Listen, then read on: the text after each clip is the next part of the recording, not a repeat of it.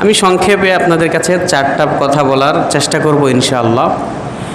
একটা বলবো যে এই মুহররমের তাৎপর্য, 2 নম্বরে বলবো মুহররমের ফজিলত, 3 নম্বর আমাদের করণীয়, 4 নম্বর বর্জনীয়। এই 4টা কথাই সংক্ষেপে বলার চেষ্টা করব ইনশাআল্লাহ। 1 নম্বর আমরা আসি যে মুহররমের তাৎপর্য, মানে কেন এই মুহররমটাকে আল্লাহ তাআলা এত দামি করলেন এবং মুহররমটা কি। আল্লাহ রাব্বুল আলামিন সূরা ফুরকানের 62 নম্বর আয়াতে বলেন, বিসমিল্লাহির রহমানির রহিম, ওয়াল্লাযী জাআলাল লাইলা ওয়ান নাহার। আল্লাহ রাব্বুল আলামিন বলেন, ওয়াহুয়াল্লাযী জাআলাল লাইলা ওয়ান নাহার খিলফাতান লিমান আরাদা আন ইয়াযাক্কার আও আরাদা শুকুরা। তিনি ওই সত্তা যিনি তোমাদের জন্য এই দিন আর রজনীকে এমনভাবে সৃষ্টি করেছেন যে একের পর এক আসতে থাকে। আর এটা করেছেন, এই জিনিসগুলো আল্লাহ বর্ণনা করছেন ওই ব্যক্তির জন্য যে চায় যে আল্লাহর নসিহত শ্রবণ করবে, শুনবে এবং তার উপরে আমল করবে। এমন লোকদের জন্য এগুলো খুবই উপকারী, অর্থাৎ মনোযোগীদের জন্য এগুলো উপকারী। মনোযোগী না হলে, যদি আল্লাহর শুকরিয়া আদায় করতে না চায়, তাহলে তার কোনো ফায়দা নেই। বোঝা গেল এই দিন রজনী এগুলো আল্লাহর পক্ষ থেকে আমাদের জন্য একটা নিয়ামত, রহমত। আল্লাহ তাআলা সূরা তওবার 36 নম্বর আয়াতে বলেন, ইন্না ইদ্দাতাশ শুহুরি ইনদাল্লাহি 12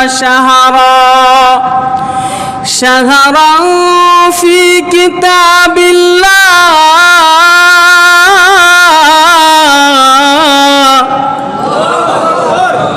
আল্লাহ তাআলার কাছে, আল্লাহর কিতাবে এই মাসগুলোর হিসাব হচ্ছে 12টা। ইয়াউমা খালাকাস সামাওয়াতি ওয়াল আরদ, যেদিন থেকে আসমান জমিন সৃষ্টি করেছেন। আল্লাহ এরপরে বলেন, মিনহা আরবাআতুন হুরুম, এর মাঝে 4টা হলো খুবই সম্মানী, 4টা মাস সম্মানী। আল্লাহর নবী এবার আসেন হাদিসের মধ্যে কি বলেন। বুখারী শরীফের 3197 নম্বর হাদিস, যে হাদিসটা আমি খুতবায় পাঠ করেছি। আন আবি বকর রাদিয়াল্লাহু তাআলা আনহু قال قال রাসূলুল্লাহ সাল্লাল্লাহু আলাইহি ওয়াসাল্লাম, আল্লাহর নবী সাল্লাল্লাহু আলাইহি ওয়াসাল্লাম বলেন, আজ-জামানু ইস্তাদারা কাহাইয়াতিহি, জামানা যেদিন থেকে আল্লাহ আসমান জমিন সৃষ্টি করেছেন সেদিন থেকেই তার নিয়ম অনুযায়ী চলে আসছেন। আসসানাতু 12 শাহরা, বছর হয় 12 মাসে। আর এই 12 মাসের মাঝে মিনহা আরবাতুন হুরুম, এই 12 মাসে 4টা মাস হচ্ছে সম্মানিত মাস। বলেন তো 12 মাসে সবচেয়ে দামি কয় মাস? 4 মাস। এই 4 মাসকে আল্লাহ সম্মান দিয়েছেন। সালাসাতুন মুতাওয়ালিয়াত, এর মাঝে 3টা মাস হচ্ছে ধারাবাহিক, যুলকুদাতি ওয়া জিলহিজ্জা ওয়াল মুহররম। জিলকদ মাস, জিলহজ মাস, মুহররম মাস, এই 3 মাস ধারাবাহিকভাবে। আরেকটা হচ্ছে গিয়া রজব মাস, জামাদিল উখরা এবং শাবানের মাঝে যেই মাস সেটা হচ্ছে রজব। এই 4 মাসকে আল্লাহ এমন সম্মান দিয়েছেন, এই মাসের মধ্যে আইয়ামে জাহিলিয়তের লোকেরাও যুদ্ধ বিগ্রহ করতো না, এরাও এটাকে সম্মান করতো, ইজ্জত দিতে মাসগুলোকে। তো এই সম্মানিত 4 মাসের মধ্যে একটি মাস হলো মুহররম মাস। যেই মুহররম মাসে আমাদের গুরুত্বপূর্ণ একটা আমল হলো আশুরার দিনের রোজা রাখা। যেমনটা বুখারী শরীফের 2004 নম্বর হাদিস, হযরতে আবু হুরায়রা রাদিয়াল্লাহু তাআলা আনহু রিওয়ায়াত করেন, ইবনে আব্বাস রাদিয়াল্লাহু তাআলা আনহু রিওয়ায়াত করেন, কদিমান নবিয়্যু সাল্লাল্লাহু আলাইহি ওয়াসাল্লাম আল মদিনা, আল্লাহর নবী বিশ্ব নবী রাহমাতুল লিল আলামিন হিজরত করে যখন মদিনায় আসলেন, ফারাআল ইয়াহুদা তাসুমু ইয়াউমা আশুরা, মায়ার নবী ইহুদিদেরকে আশুরার দিনে রোজা রাখতে দেখলেন। ফাকালা মা হাযিহি, আল্লাহর নবী বিশ্ব নবী ইহুদিদেরকে জিজ্ঞেস করেন, ইহুদিরা রে, এটা কোন ধরনের রোজা তোমরা রাখো? ইহুদিরা জবাব দেয়, ক্বালু হাযা ইয়াউমুন সালিহ, এটা একটা সম্মানিত দিন। হাযা ইয়াউমুন নাজাল্লাহু বনি ইসরাঈলা মিন আদুওয়িহিম, এই দিনে আল্লাহ রাব্বুল আলামিন বনি ইসরাইলকে ফেরাউন থেকে নাজাত দিয়েছিলেন। এই কারণে হযরতে মূসা এই দিন রোজা রাখতেন। নবীজি বলেন, তোমরা যদি মূসার কারণে রোজা রাখতে পারো, ফানাহনু আহাক্কু আন্নাসুম, আমরাও মূসা নবীর অনুসরণ করার সবচেয়ে বেশি অধিকারী, এই জন্য আমরা রোজা রাখবো। ওইখান থেকে এই মুহররম মাসে রোজা চলে আসে। হযরত মূসা পয়গম্বর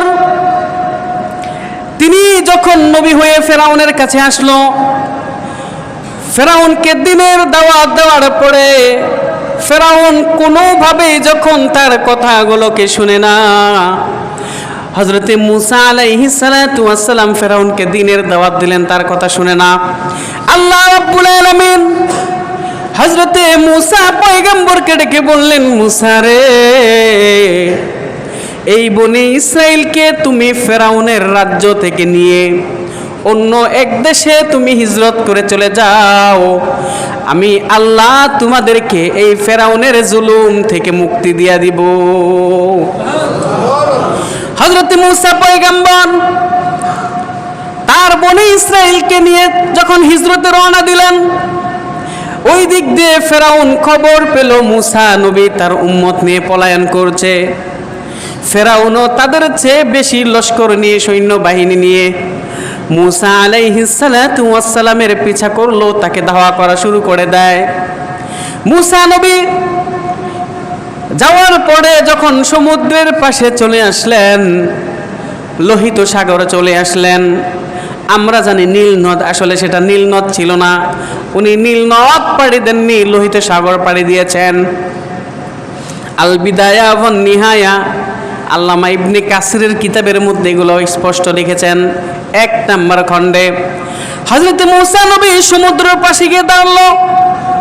বনি ইসরায়েলের লোকেরা কাঁদে আর বলে, মূসা নবী গো, আপনি আসার আগেও ফেরাউন আমাদেরকে অনেক কষ্ট দিয়েছে, আমাদের উপর অনেক নির্যাতন করেছে, আমাদের সন্তানগুলোকে আমাদের চোখের সামনে জবাই করে দিয়েছে, আমাদের মেয়ে এবং স্ত্রীদেরকে বাদী বানিয়ে তাদেরকে তারা ব্যবহার করেছে। আপনি এখন এসেছেন, ভেবেছিলাম আপনাকে দেখে আমরা একটু মুক্তি পাব, এখন আপনার কারণে আপনার সাথে পলায়ন করে আসলাম, এখনও দেখা যায় মুক্তির কোনো পথ নাই, এর মুক্তির কোনো রাস্তা নাই, পিছনে ফেরাউনের লস্কর আর সামনে দেখা যায় সমুদ্র, আমরা এখন কি করব, কোথায় যাব, এখনো বুঝি আমরা মুক্তি পেলাম না। আল্লাহর নবী পয়গম্বর মূসা ডেকে ডেকে বলে, বনি ইসরাইল, ভয় করো না, টেনশন করো না, চিন্তার কোনো কারণ নাই, ইন্না মাই রব্বি, আমার সাথে আমার আল্লাহ আছে, অবশ্যই আল্লাহ রাব্বুল আলামিন আমাকে তোমাদেরকে নিয়ে চলে যাওয়ার অবশ্যই রাস্তা দেখায় দিবে। আমার আল্লাহ রাব্বুল আলামিন জিব্রাইলকে ডাক দিয়ে বলে, জিব্রাইল, তাড়াতাড়ি আমার বন্ধু পয়গম্বর মূসার কাছে যাও, মূসা নবীর কাছে গিয়ে বলো, ওনার হাতে যেই লাঠি আছে, বাবা আদম জান্নাত থেকে আসার সময় এই লাঠিটা জান্নাত থেকে নিয়ে এসেছিল, উনি যখন দাঁড়ায়া একটা জিনিস পাতা পাড়ার দরকার, গাছটা ছোট হইলে লাঠি ছোট থাকতো, গাছটা বড়, লাঠি অটোমেটিক লম্বা হয়ে যাইতো, কোনো কিছু বাঝায় আনার দরকার, লাঠিটা বাঁকা হয়ে যাইতো, যেই কাজ যেভাবে করার দরকার অটোমেটিক লাঠিটা সেরকম হয়ে যাইতো, কারণ সেটা হলো জান্নাতের লাঠি। এই লাঠিকে বললেন, লাঠি দ্বারা তুমি সমুদ্রে আঘাত করো। আল্লাহর পয়গম্বর মূসা উনার লাঠি দ্বারা সমুদ্রে আঘাত করতে দেরি, ওই সমুদ্রের ভিতরে দুই সাইড পানিগুলো দুই সাইডে আলাদা হয়ে গিয়ে রাস্তা হইতে কোনো দেরি করে না। এইভাবে মূসা নবীকে আল্লাহ তাআলা মুহররমের 10 তারিখে এই মুহররমের 10 তারিখ ছিল, যেদিন ফেরাউনকে সমুদ্রে নিমজ্জিত করে মূসা আলাইহিস সালামকে আল্লাহ বাঁচিয়েছিলেন। এই জন্য মূসা আলাইহিস সালাম শুকরিয়া স্বরূপ রোজা রাখতেন। ওইখান থেকে এই মুহররমের রোজা আসে, আমরাও মুহররমের রোজা রাখি। গেল মুহররমের তাৎপর্য। মুহররমের ফজিলত কি? 2 নম্বর কথা, মুসলিম শরীফের 1163 নম্বর হাদিস, ইন্টারন্যাশনাল নাম্বার, আর কিতাবে যে নাম্বার আছে এই নাম্বার অনুযায়ী 2627 নম্বর হাদিস। আল্লাহ নবী সাল্লাল্লাহু আলাইহি সাল্লামকে এক ব্যক্তি এসে জিজ্ঞেস করলেন, ইয়া রাসূলুল্লাহ, আইয়ুস সলাতি আফজালু বাদাল মাকতুবা ও আইয়ুস সিয়ামি আফজালু বাদাশ শাহরি রমাদান। আল্লাহর নবীর কাছে এক ব্যক্তি এসে প্রশ্ন করলে, আল্লাহ নবী গো, ফরজ নামাজের পরে কোন নামাজটা আপনার কাছে সবচেয়ে দামি প্রিয়? ওগো নবীজি, রমজান মাসের রোজা আমরা যেই রাখি, রমজানের রোজার পরে সবচেয়ে দামি রোজা কোনটা? আল্লাহর কাছে সবচেয়ে প্রিয় কোনটা? আল্লাহর নবী বলেন, আফজালুস সলাতি বাদা সলাতিল মাফরুজা, ফরজ নামাজের পরে সবচেয়ে দামি নামাজ হলো সলাতুন ফিল লাইল, রাত্রের গভীরে মানুষ যখন ঘুমায় থাকে, অন্ধকার রজনী হয়ে গেছে, সমস্ত মানুষগুলো তার পরিবার নিয়ে আরামে ঘুমায়, গাছের পাখিগুলো ঘুমায়, জঙ্গলের পশুগুলো ঘুমায়, আর আল্লাহর কিছু পেয়ারা বান্দা তার নিদ্রা ছেড়ে ঘুম থেকে উঠে যায়।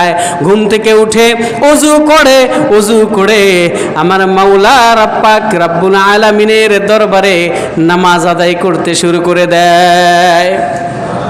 ফরজ নামাজের পরে এই নামাজটা সবচেয়ে দামি, তাহাজ্জুদের নামাজ। আর আফজালু সিয়ামি বাদা শাহরি রমাদান শাহরুল্লাহিল মুহাররম, আর রমজান মাসের পরে সবচেয়ে দামি নামাজ রোজা হলো মুহাররম মাসের রোজা। আর এই রোজা রাখলে কি ফায়দা হবে? সুবহানাল্লাহ, এখন সবাই বলে, সামনে কয়েকজন কইছে, এরাই আমার মুসল্লি। সুবহানাল্লাহ বললে অনেক ফায়দা, কমসে কম জান্নাতে একটা গাছ তো হবে। জান্নাতে কি হবে? একটা গাছের ছায়া কতটুকু হবে? তুবা নামক একটা গাছ আছে জান্নাতে, ওই গাছের ছায়ার মধ্যে 100 বছরও যদি একটা ঘোড়া দৌড়ায়, তারপরে তার ছায়া শেষ করতে পারবে না। তো একবার সুবহানাল্লাহ বলতে গাছ হয়ে যায়, তো আমরা কেন এটা আস্তে বলবো, কেন জোরে বলবো? আল্লাহর নবী বিশ্বনবী রাহমাতুল্লিল আলামিন বলেন, তিরমিজি শরীফের 752 নম্বর হাদিস, আন আবি কাতাদা রাদিয়াল্লাহু তাআলা আনহু قال رسول الله صلى الله عليه وسلم صيام يوم عرفة صيام يوم عاشوراء إني أحتسب على الله أن يكفر السنة التي قبله। আল্লাহর নবী বলেন, আমার সাহাবী, তোমরা যদি কেউ আশুরার দিনের রোজা রাখো, আমি নবী আল্লাহর কাছে আশা রাখি তোমার ইতিপূর্বের 1 বছরের গুনাহ আল্লাহ মাফ করে দিবে। রোজা রাখলাম একটা, 1 বছরের গুনাহ মাফ হয়ে যাবে। ফজিলত। আমাদের করণীয় কি? করণীয় হচ্ছে রোজা রাখা। করণীয় কি? রোজা রাখা। মুসলিম শরীফের 1125 নম্বর হাদিস, আবু হুরায়রা রাদিয়াল্লাহু তাআলা আনহু থেকে বর্ণিত, এক ব্যক্তি আয়েশা হযরতে আয়েশা রাদিয়াল্লাহু তাআলা আনহু বর্ণনা করেন, ইবনে আব্বাস রাদিয়াল্লাহু তাআলা বুখারী শরীফের 2006 নম্বর হাদিস, ইবনে আব্বাস রাদিয়াল্লাহু তাআলা আনহু বলেন, মা রাআইতুন নবী সাল্লাল্লাহু আলাইহি ওয়াসাল্লাম ইয়াতাহাররা সিয়ামা ইয়াউমিন আলা গায়রিহি, আমি নবীকে একটা দিনের রোজা অন্য রোজার উপর প্রাধান্য দিতে এই রোজাটার মতো অন্য কোনো রোজাকে দেখি নাই। অর্থাৎ হাজাল ইয়াউম আশুরা, এই আশুরার দিনকে রমজান ছাড়া অন্য দিনের উপর এত গুরুত্ব দিতে অন্য রোজাকে দেখি নাই এই আশুরার রোজা ছাড়া। ইবনে আব্বাস রাদিয়াল্লাহু তাআলা বলেন। তিরমিজি শরীফের 741 নম্বর হাদিস, আলী রাদিয়াল্লাহু তাআলা আনহুর কাছে এসে প্রশ্ন করলেন এক ব্যক্তি, আচ্ছা আপনি আইয়ু শাহরিন তা'মুরুনি আন আসুমা ফিহি গায়রা শাহরি রমাদান, রমজান মাস ছাড়া কোন মাসে আপনি আমাকে রোজা রাখার আদেশ করেন? আলী বললেন, আমি যে সোয়ালটা তুমি করলা, তুমি ছাড়া আর কেউ সোয়াল আর করে নাই আমাকে। আমি রাসূলের কাছে বসা ছিলাম, এক ব্যক্তি এসে রাসূলকে জিজ্ঞেস করলো, ইয়া রাসূলুল্লাহ, রমজান মাস ছাড়া কোন মাসে রোজা রাখতে আপনি আমাকে বলেন? আল্লাহর নবী বলেন, ইন কুনতা সাইমান ফাসুম শাহরুল্লাহি রমাদান শাহরুল্লাহিল মুহাররম, তুমি যদি রোজা রাখতে চাও আল্লাহর মাস মুহররমের রোজা রাখো, ফাইন্নাহু শাহরুন তাবা ফিহি আলা কওম, এমন একটা মাস, এই মাসে আল্লাহ এক কওমের উপর দয়া করেছেন, আরেকটা কওমের উপরও দয়া করেছেন, অর্থাৎ ফেরাউনকে নিমজ্জিত করে মূসা আলাইহিস সালামের কওমের উপর আল্লাহ এই মাসে দয়া করেছেন। এই জন্য তোমরা যদি রোজা রাখতে চাও ওই মাসে রোজা রাখো। রোজা রাখবো কোন দিন রোজা রাখবো? 10 তারিখ না 9 তারিখ? অনেকেই বলেন 10 তারিখ, অনেকেই 9 তারিখ। তো আমরা কোনটা রোজা রাখবো এই প্রশ্ন আমাদের মনে জাগে না? আগে আমরা জানি এই রোজাটা মুস্তাহাব, এত ফজিলত শুনে আবার কেউ ফরজ মনে করেন না। কথার কথা কেউ রোজাটা রাখে নাই। আরেকজন বললো কিরে রোজা রাখছ? না। তোর বেড়া তো একটা কাম করলি, আজকে রোজাটা তুই রাখলি না, মুহররমের রোজা। এই কথা বললে এটা বলা যাবে না, কারণ নফল ইবাদতের ক্ষেত্রে কোনো বাধ্যবাধকতা নাই। এটা হচ্ছে মুস্তাহাব আমল। মুস্তাহাবের দলিল কি? মুসলিম শরীফের 1125 নম্বর হাদিস। আয়েশা রাদিয়াল্লাহু তাআলা আনহা বলেন, কানাতিল আরবু তাসুমু ইয়াউম আশুরা, আরবের মানুষেরা এই আশুরা দিনের রোজা রাখতো আইয়ামাত জাহিলিয়তে। ওয়া কানা নবিয়্যু সাল্লাল্লাহু আলাইহি ওয়াসাল্লাম সামাহা, আল্লাহর নবীও এই আশুরা রোজা রাখতেন। এরপরে যখন আল্লাহর নবী হিজরত করে মদিনায় চলে আসলেন, রোজা রাখেন। সুম্মা লাম্মা ফুরিদা রমাদান, রমজান মাসের রোজা যখন ফরজ হইল, আল্লাহর নবী বললেন, মান শাআ সামা ওয়া মান শাআ তারাকা, কোনো ব্যক্তি চাইলে তুমি রাখতে পারো, আর চাইলে এখন এই রোজাটাকে তুমি বাদ দিয়ে দিতে পারো। বুঝা গেল রমজানের রোজা ফরজ হওয়ার পরে এই রোজাটা মুস্তাহাব হয়ে গেছে। এটা মুস্তাহাব আমল। এখন কোন তারিখে করব? আল্লাহ নবী সাল্লাল্লাহু আলাইহি ওয়াসাল্লাম বলেন, মুসলিম শরীফের 1133 নম্বর হাদিস, আল্লাহর নবী বিশ্বনবী রাহমাতুল লিল আলামিন,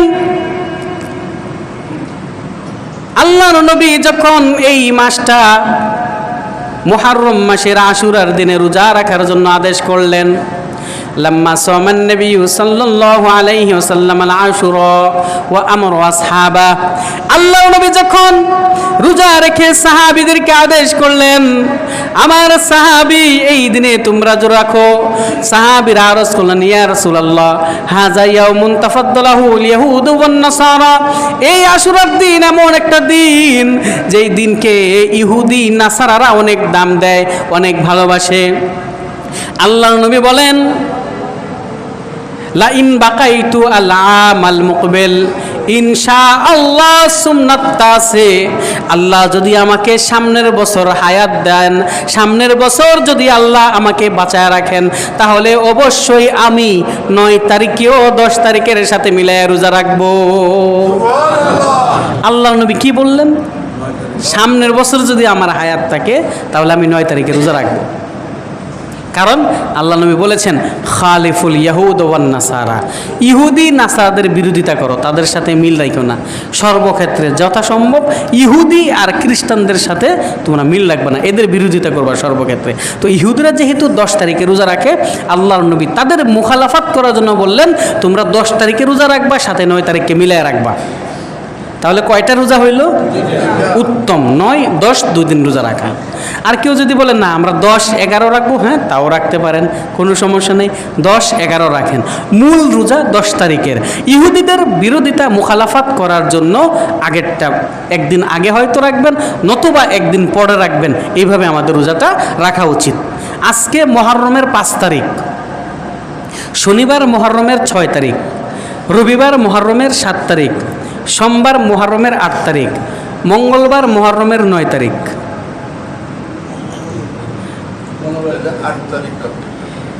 আমরা 8 তারিখ রাত্রে খানা খাবো। আজকে 5 তারিখ অথবা 6 তারিখ হবে, পুরোপুরি সময় নেই। হিসাব করেছিলাম যে মঙ্গল বুধ এই 2 দিন রোজা রাখতে হবে। 9, 10 রোজা রাখলে মঙ্গল বুধ রাখবেন, আর 10, 11 রোজা রাখলে বুধ বৃহস্পতি রোজা রাখবেন।